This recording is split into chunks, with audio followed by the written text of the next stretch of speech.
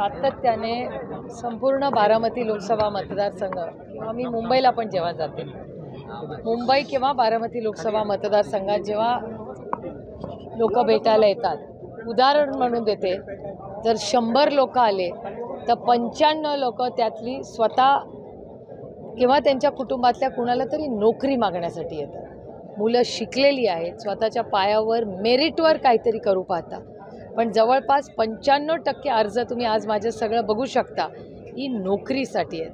कारण का बारामती लोकसभा मतदारसंघ विकास कामं ही सातत्याने होत असतात आणि गेले अनेक वर्ष सगळ्यांचंच योगदान त्याच्यात आहे. एक चांगली टीम म्हणून अनेक वर्ष सगळ्यांनीच एकत्र काम केलं, त्याच्यामुळे विकासाचा पुढचा टप्पा असतो, त्याच्यात काम चालूच राहतं. आणि गव्हर्नन्स इज कंटिन्युटी. कुठलंही एक सरकारनी चांगलं वाईट असं नसतं, ती कंटिन्युटी असते आणि ती कंटिन्युटी बारामती लोकसभा मतदारसंघात सगळीकडेच तुम्हाला दिसेल. आणि डेटा वाईज ही मी तुम्हाला शेअर करू शकते, पण मला बारामती लोकसभा मतदारसंघाच्या समोर 3 मोठी आव्हानं आज मला दिसतात. एक म्हणजे सगळ्यात महत्त्वाचं आव्हान ते म्हणजे पाण्याचं आहे. पाण्याची परिस्थिती आणि पुढचे 3-4 महिने कुठे गेलं तरी लोक म्हणतात पाण्याचे टँकरची मागणी आहे. काही ठिकाणी पिण्याच्या पाण्याचे प्रश्न गंभीर होत आहेत. उन्हाळाही वाढायला लागला आहे फेब्रुवारीत असलो तरी. त्यामुळे अनेक ठिकाणांमध्ये पाणी हा एक सगळ्यात मोठं आव्हान, मग ते शेतीसाठी असेल, पिण्यासाठी असेल किंवा छावण्यांच्या मागण्या काही मागातून यायला लागल्यात, हे मोठं आव्हान आहे. 2 नंबरचं आव्हान म्हणजे अनएम्प्लॉयमेंट, म्हणजे नोकरी नसणं, म्हणजे बेरोजगारी. हे एक खूप मोठं आव्हान बारामती लोकसभा मतदारसंघातच नाही पण राज्यात आणि देशात सगळीकडे दिसतं. आणि तिसरा महत्त्वाचा मोठा प्रश्न तो म्हणजे हमी भाव. सातत्याने तुम्ही जर बघितलं असेल, फक्त आपल्याच भागात नाही, राज्यात देशात तुमच्याही सगळ्या अनेक वर्तमानपत्रामध्ये मराठवाडा असेल ह्याच्यात प्रचंड दुष्काळ झालेला आहे. आणि आज अनेक शेतकरी हे प्रचंड अडचणीत आले आहेत, आत्महत्याही होत आहेत. अनेक गोष्टी अशा वर्तमानपत्रात आणि फील्डवर आम्ही जेव्हा फिरतो तेव्हा दिसतात. त्याच्यामुळे शेतकऱ्यांना हमी भाव मिळत नाही आहे, हे सातत्याने डेटा सांगतो आहे. आणि तुम्ही जर रूरल इंडियाचा, भारताचा डेटा जर पाहिला, त्याच्यात रूरल इकॉनॉमी ज्याला आपण म्हणतो त्याच्यात कमतरता दिसते.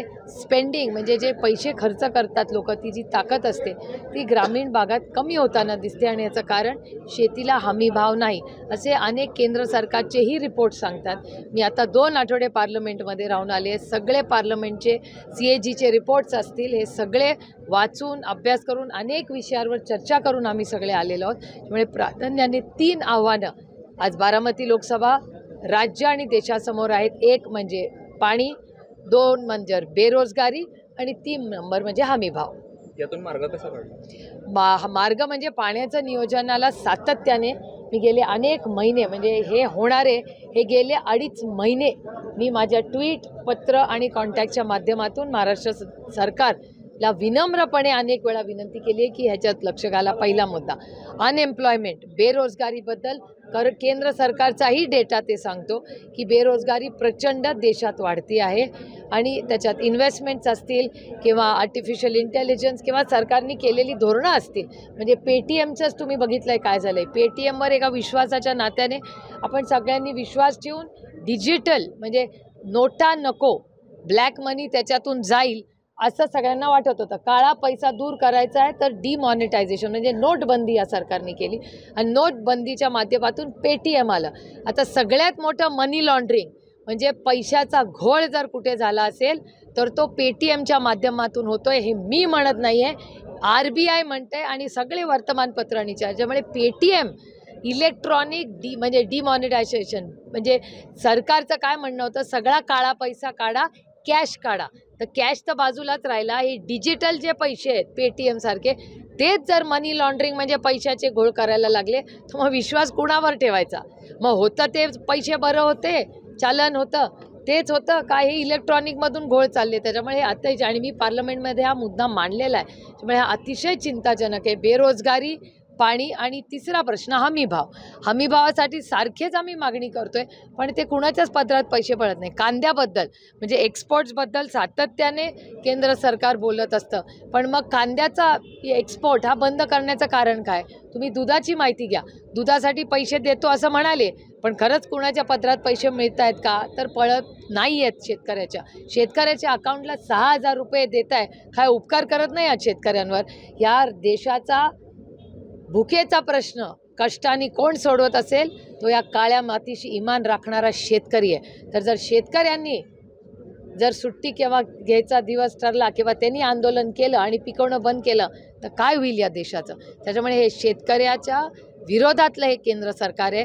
6 महिने तुम्ही कॉस्ट काढून बघा, त्यांच्या पार्लमेंटमध्ये उत्तरं बघा. कॉस्ट ऑफ प्रोडक्शन, फर्टिलायझर असेल, सीड असेल, या सगळ्याचा खर्च वाढलेला आहे सरकारमध्ये.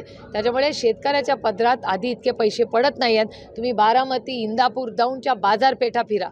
बाजारपेठातल्या दुकानांना विचारा की त्यांचा प्रॉफिट किती कमी झाला आहे. एक तर ऑनलाईनमुळे त्यांचे 25-30% कमी झालेले आहेत. त्याच्यामुळे हा सगळ्याचा अतिशय गांभीर्याने इकॉनॉमिकली महाराष्ट्र आणि केंद्र सरकारनं विचार केला पाहिजे. इलेक्शन्स येतात आणि जातात हो, त्याच्यातून प्रश्न सुटत नाही.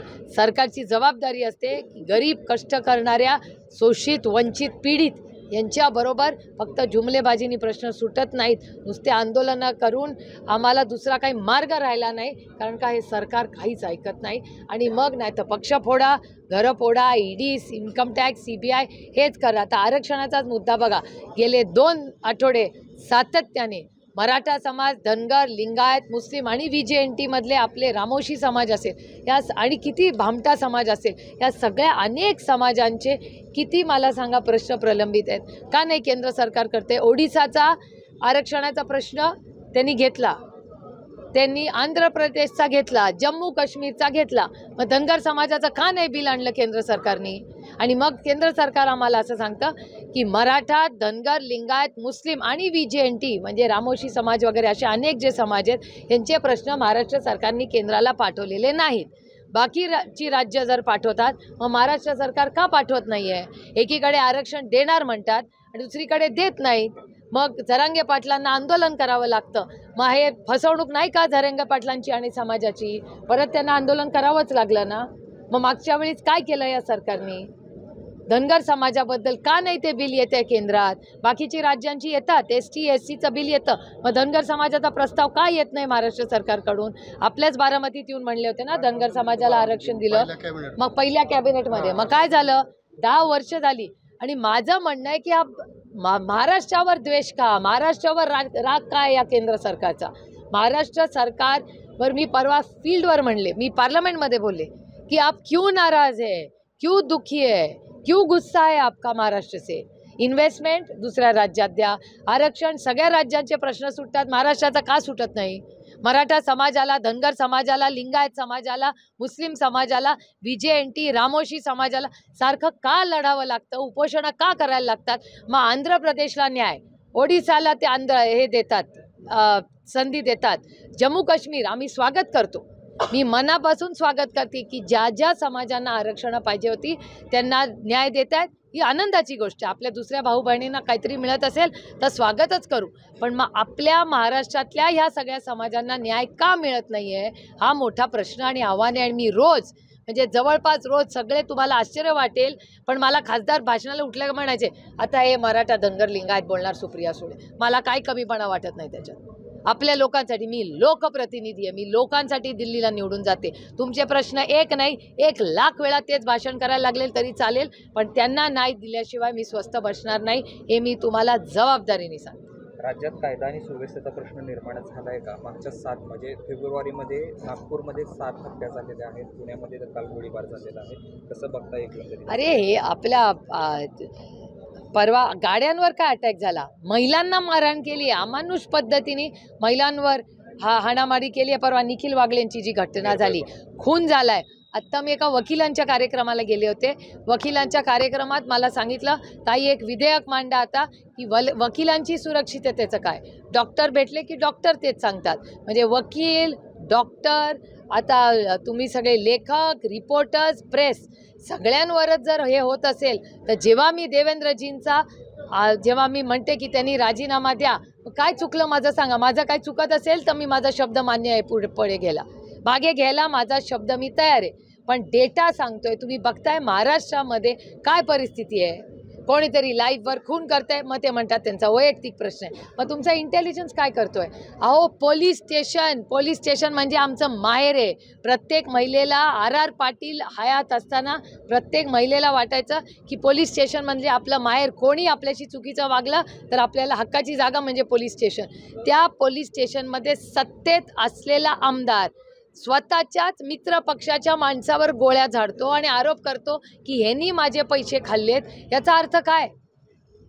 हा छत्रपतींचा महाराष्ट्र, शाहू फुले आंबेडकरांचा महाराष्ट्र सोडून हे गुंडा राज झाले. कोणी उठावं, कुणालाही धमकी द्याव्या, गोळ्या कराव्या, म्हणजे पिस्तूल म्हणजे काही चेष्टा झाली आहे सगळ्यांना. आणि महाराष्ट्रातल्या सगळ्या भागात तुम्हीच म्हणताय, नागपूर मी म्हणत नाही आहे, हे डेटा म्हणतोय आणि पत्रकार म्हणतायत की क्राईम कॅपिटल नागपूर, त्याच्यानंतर क्राईम कॅपिटल पुणे, त्याच्यानंतर क्राईम कॅपिटल मुंबई आणि ठाणे. चाललंय काय? पुण्याला, ठाण्याला, नागपूरला, या तिन्ही शहरांमध्ये ज्या पद्धतीने हत्या होत आहेत किंवा गोळ्या झाडल्या जात आहेत. कोयता गँग कधी ऐकली होती का आधी? मग कोयता गँग फिरते की नाही आता? मी नऱ्याला जेव्हा जाते तुम्हाला आश्चर्य वाटेल की नऱ्यामध्ये मी मागच्याच आठवड्यात गेले होते. मी आधीही बोललेले आहे की नऱ्यामध्ये अनेक महिला संध्याकाळी घराच्या बाहेर पडत नाहीत, कारण का तिथे गुंडागर्दी चालते. बिल्डिंगच्या बाहेर सुसंस्कृत लोक राहतात, लहान मुलं क्लासवरून येतात, तिथे गोळीबार, तिथे त्यांना ते चाकू दाखवायचे तिथे दारूचं दुकान. चाललंय का या महाराष्ट्रामध्ये? कोण आहे याला जबाबदार? त्याला मंत्री महोदय नाही आहेत, होम मिनिस्टरची जबाबदारी नाही आहे. मग जेव्हा आम्ही म्हणतो होम मिनिस्टर राजीनामा द्या, मग आम्ही वाईट होतो. मग लोकांसाठी न्याय मागायचा काय? या देशात काय दडपशाही लावली आहे काय? नाही, ही लोकशाही आहे. भारतरत्न डॉक्टर बाबासाहेब आंबेडकरांनी लोकशाही आणली आहे या देशात. महात्मा गांधींचं रक्त आहे त्या लोकशाहीमध्ये. विसरला का तुम्ही सगळे? निर्भय बनू कार्यक्रम झाला, त्याच्यामध्ये भाजपने त्यांना विरोध केला होता. वागडेंनी तसं बोलायला नव्हतं पाहिजे असं भाजपवर तुमच्या गटाची लोक पुढे आली आणि तो कार्यक्रम केला. कसं फक्त या सगळ्या एकंदरीत खरं तरी आपण फक्त ऐकत होतो पण आपल्यापर्यंत येऊन अहो, ही दडपशाही आहे. त्यांना वाटतं दडपशाहीनी सगळं चालेल. ही लोकशाही या देशासाठी. आमच्यावर पण गोळ्या झाडल्या ना तर ताकद आहे सुप्रिया सुळेमध्ये गोळी घ्यायची, पण दडपशाहीच्या विरोधात मी कधीही वाकणार नाही. ही लोकशाही आहे. लोकशाहीसाठी आमचं त्यांनी काही केलं तरी, आमच्या गाड्या फोडल्या तरी, आमच्यावर हल्ले केले तरी आम्ही घाबरणार नाही. परवा असीम सरवदे आणि निखिल वागळे तुमच्या सगळ्या चॅनल्सवर आम्ही बघितलेलं आहे. ही लोकशाही नाही, ही दडपशाही आहे. त्याचा मी जाहीर निषेध करते. तुम्ही आम्हाला भीती दाखवा, आमच्या गाड्या फोडा, आमचा जीव घ्या, आम्ही घाबरणार नाही. संतोष बांगरांचं वक्तव्य ऐकलं का तुम्ही? काय वाटतं? नाही बाबा, मी नाही ऐकलं. काय बोलले आता? ते असं म्हणाले की शाळेतल्या विद्यार्थ्यांना आई वडिलांना मला मतदान करायला सांगा, जर नाही केलं तर 2 दिवस जेवण करू. जेवण करू नका असं मुलांना सांगितलं ते शाळेत. मी तुम्हाला सांगू, महाराष्ट्रामधले लोकप्रतिनिधी काय बोलतील आजकाल महाराष्ट्राचे, याच्यात म्हणजे काय, म्हणजे मेंदूच्या पलीकडचं आहे. इतका असंवेदनशीलपणा आम्ही कुठल्याच सरकारमध्ये किंवा नेतृत्वामध्ये पाहिलेला नाही, जो महाराष्ट्रात आता सगळा दिसतोय. अतिशय दुर्दैवी आहे. हा महात्मा ज्योतिबा फुले, शाहू फुले, आंबेडकर, छत्रपतींच्या महाराष्ट्रामध्ये जर असं होत असेल तर हे दुर्दैवी आहे. हे तुम्ही जे सांगता आहात ते फार गंभीर आहे आणि हे खरंच राज्यात चाललंय ते गंभीर आहे. हे थांबणार कधी नेमकं? आता ह्याला थांबवायला सरकार तरी बदलायला लागेल. दुसरा काय मार्ग मला दिसत नाहीये. 200 आमदार आहेत हो, 200 आमदार, ज्याला इंग्रजीत ब्रूट मेजॉरिटी म्हणतात. 200 आमदार असला तर राम राज्य आलं पाहिजे. आणि हे रामाचं, प्रभू श्रीरामाचं नाव घेतात पण हे विसरतात की ते फक्त प्रभू श्रीराम नव्हतं, ते मर्यादा पुरुषोत्तम राम होते. मला सुषमाजींची भाषणं अजूनही कानात आठवतात. सुषमाजी कधीही नुसतं प्रभू श्रीराम म्हणायच्या नाही, मर्यादा पुरुषोत्तम रामचं नाव घ्यायच्या. अभिमानाने आम्हीही मर्यादा पुरुषोत्तम रामच नाव घेतो, कारण का आम्ही मर्यादेत वागतो. आम्हाला मर्यादा आहेत. आणि प्रभू श्रीरामांचं नाव घेताना पहिलं म्हणजे मर्यादा. या ट्रिपल इंजिनच्या खोके सरकारने कुठली मर्यादा ठेवली हो? मग महिलांवरचे अत्याचार असतील, खून असतील, ज्या पद्धतीने गोळीबार आज होतोय, जणू काय कुठल्या जगात आहोत आपण. हा आपला सुसंस्कृत महाराष्ट्रात राहिला नाही, हा गुंडागर्दी झालेली आहे या राज्यामध्ये. आणि ह्याच्यासाठी आम्ही पूर्ण ताकदीने या गुंडागर्दीच्या विरोधात आम्ही लढणार. बारामती लोकसभा मतदारसंघावरची तुमच्या विरोधात सुनेत्रा पवार लढणार अशी चर्चा आहे. अद्यापपर्यंत त्याला अधिकृत उत्तर मिळालं नाही. काय जहाजच ही लोकशाही आहे हो, कोणीही लढतं, ही लोकशाही आहे. आणि माझा आग्रह राहील की लोकशाहीमध्ये विरोधक हा असलाच पाहिजे आणि तो पण दिलदार असला पाहिजे. नाही तर काय लोकशाही कशाची आहे? दडपशाही नाही आहे. लोकशाहीमध्ये प्रत्येक विषयाला विरोध आणि चर्चाही झालीच पाहिजे. दडपशाहीनी नाही, लोकांना दम द्या वगैरे असल्या गोष्टी महाराष्ट्राला शोभत नाहीत. आणि कोण करत असेल तर आम्ही पूर्ण ताकदीने शांततेच्या मार्गाने महात्मा गांधींचा आदर्श ठेवून त्याचा आम्ही विरोध करू. सुनेत्रा पवारांच्या फ्लेक्सवरती बारामती तालुक्यातल्या कराटी येथे शाईफेक करण्यात आली. पण कोणी केली आहे त्याची इन्क्वायरी झाली पाहिजे. अज्ञातांनी हे चुकीचं आहे. कुणाचाही बोर्ड लावला असेल, कुणाचाही बोर्ड कोणीही लावला असेल तर त्याच्यात शाई फेकणं हे अतिशय चुकीचं आहे. ज्यांनी कोणी केलं असेल त्याची इन्क्वायरी झाली पाहिजे. लोकशाही मराठी ऐका, पहा, जागरूक रहा.